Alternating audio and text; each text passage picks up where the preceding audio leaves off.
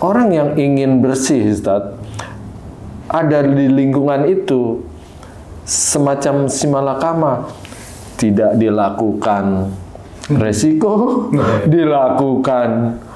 Masya Allah, itu harus gimana tuh, Ustaz? Iya, cari pekerjaan lain. Ya, kalau saya gitu, cari pekerjaan lain yang hati itu serak.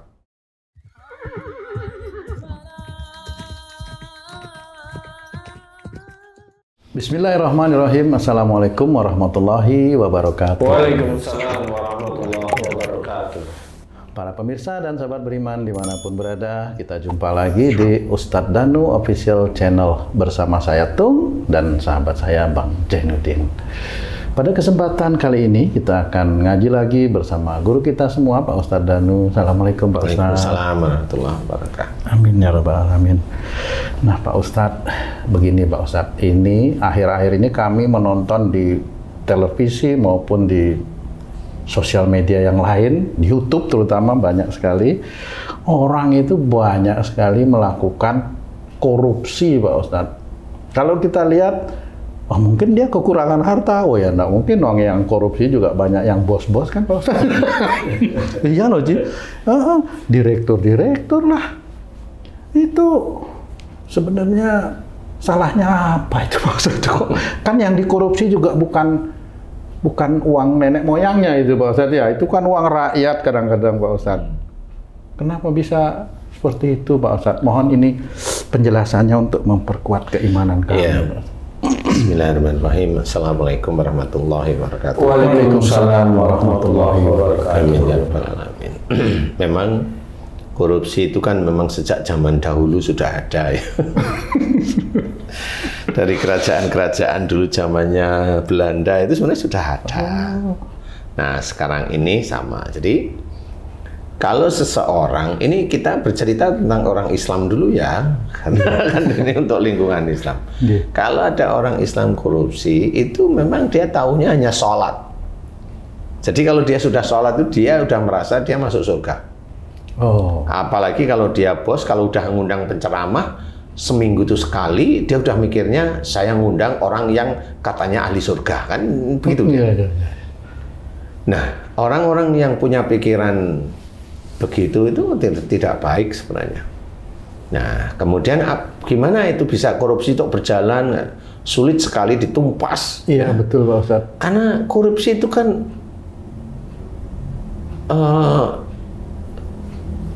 menyelinap istilahnya.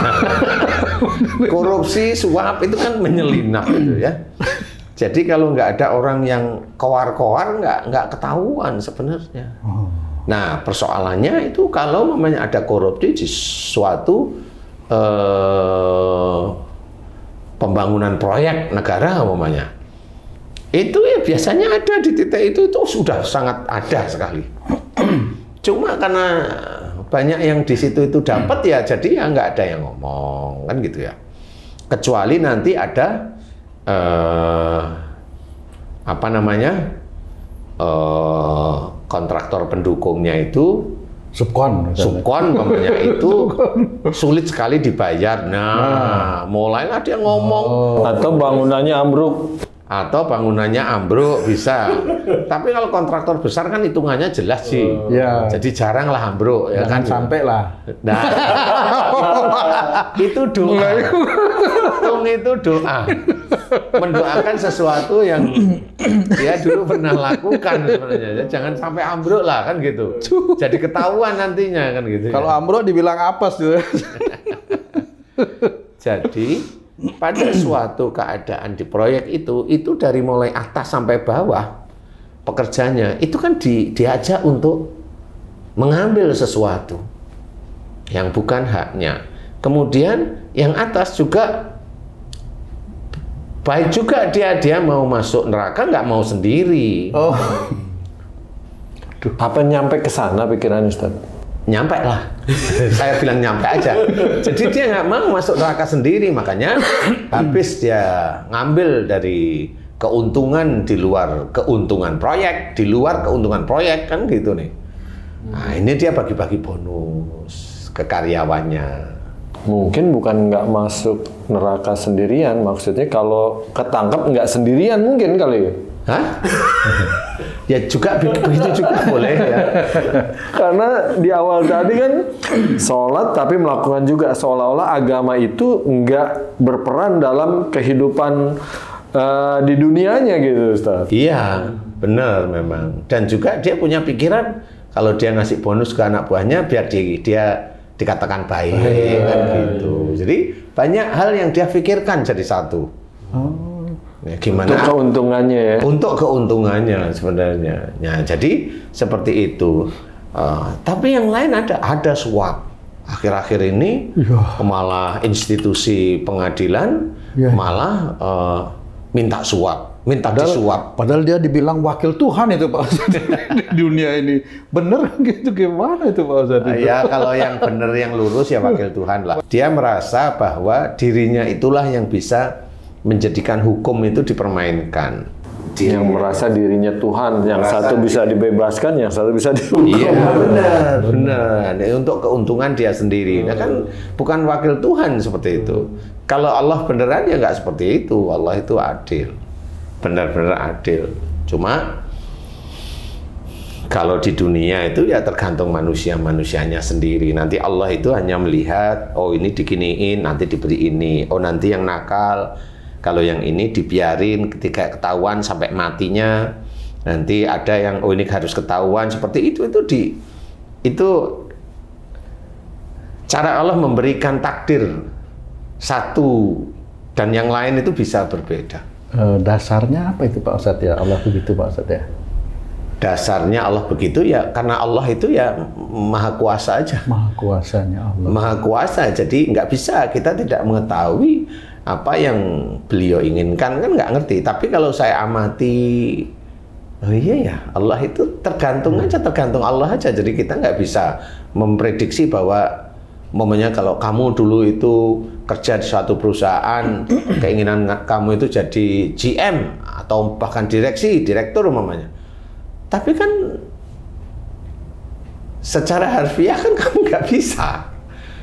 Walaupun kamu punya keinginan, walaupun kamu didoain sama orang tuamu, kan seperti itu. Nah kenapa nggak bisa? Lah memang itu nggak bisa terus kamu itu ingin doa apa terus Uni astajib lakum, ya nggak bisa seperti itu, nggak bisa. Jadi untuk mencocokkan antara ayat tersebut dengan keadaan itu manusianya aja kepingin bahwa Allah maha memberi atau Allah maha mengabulkan, bukan yang seperti itu. Jadi harusnya kita memahami bahwa begitulah cara Allah, begitulah cara Allah. Begitulah, kita tidak tahu, begitulah cara Allah Ta'ala. Jadi kita harus mensikapi tiap takdir demi takdir ya, yang mengenai kita. Atau kalau memang kita sering mendengarkan, ya ini yang kita sering mendengarkan, innallaha la yughayyiru ma bi qaumin hatta yughayyiru ma bi anfusihim. Jadi di sini ceritakan sesungguhnya Allah tidak merubah nasib suatu kaum sampai sehingga kaum tersebut merubahnya. Di sini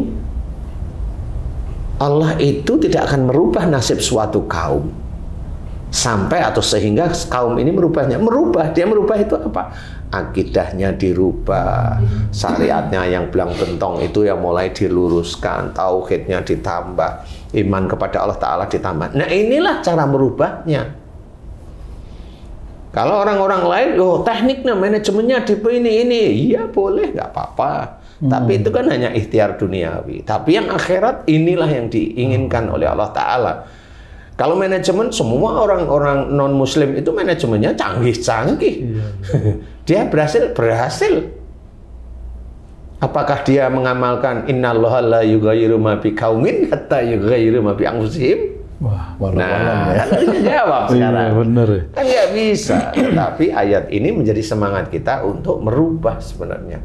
Agar kita itu benar-benar diletakkan cara mencari rezeki kita itu yang halal, yang thayyib. Jadi kalau momennya linknya itu udah korupsi di suatu perusahaan, ya dari mulai bawah nanti dia naik ke atas, itu kan ada yang membawa nih, lokomotifnya ada, ya ini yang baik. Kalau di situ itu aman-aman aja, korup ya dia membawai itu. Sampai dia nggak pensiun pun dia masih dapat apa namanya, royalti dia. pensiun tapi mendapatkan royalti. Lah kan lucu kan gitu. Berarti dosanya juga dapat royalti. Nah itu. Lah iya. Makanya itu sebenarnya cara orang itu menjadi koruptor itu turun-temurun juga. Walaupun bukan genetik, tapi itu genetik dari kinerja di tiap-tiap instansi. Ustaz, koruptor tuh udah menurun, Ustaz. Iya menurun. Iya menurun karena di pekerjaan kan seperti itu. Apalagi kalau isinya pekerjaan. Udah setiap harinya congkel sana, congkel sini, ambil strip pressure, ambil besi beton, ambil semen, ambil ini, semuanya diambilin semuanya kan. Habis itu selesai dia dapat bonus, dia dapat ini, kemudian halal bihalal mamanya. Halal bihalal ini apanya yang halal bihalal? Kok halal bihalal gimana? Semua orang-orang instansi yang memang di situ itu korupsi, loh kok saling memaafkan, ini maafkan yang mana? Dia itu harusnya halal bihalal sama rakyat-rakyat Indonesia sebenarnya. Diambil uangnya di situ, dia cantumkan kami dari perusahaan ini meminta maaf karena bagi teman-teman masyarakat yang membayar pajak, pajaknya saya ambil untuk saya belikan HRV, Fortuner, tanah di desa, daerah dingin, kan seperti itu. Ustaz, kalau orang udah terlanjur korupsi mungkin sulit ya untuk secara langsung untuk mengembalikan, bertobat. Nah, bagi orang yang belum nih, bukannya tidak ya, belum melaksanakan hal seperti itu dengan cobaan-cobaan uang di mana-mana berserakan ceritanya gitu kan, agar tidak terjerumus sebagai koruptor, itu apa yang harus dia lakukan, Ustaz? Jadi gini, kalau memang ada di perusahaan nih konstruksi, di situ linknya itu kan link memang nyuri aja kan begitu nih, dengan dibalut kalimat efisiensi kan begitu ya. Nah kalau dia itu hanya makan gajinya tidak ada masalah. Persoalannya kalau dia ikut menghitung apa yang harus nanti dia setorkan kepada bosnya. Nah ini kan dia menolong dalam hal kejahatan.